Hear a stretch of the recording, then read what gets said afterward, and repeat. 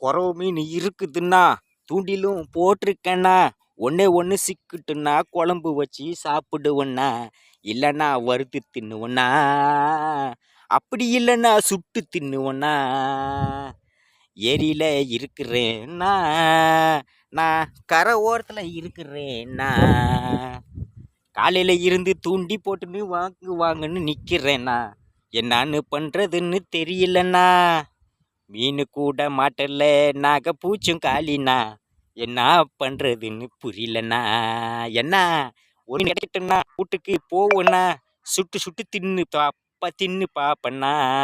என்ன கூட வந்து பாருங்கண்ணா. ஒரு குறவை குஞ்சு மாட்டுட்டோம்னா நான் அப்புறம் பேசிக்கிறேன்னா. காலையில் இருந்து மாட்டலைண்ணா, நீங்கள் பாருண்ணா. வணக்கண்ணா.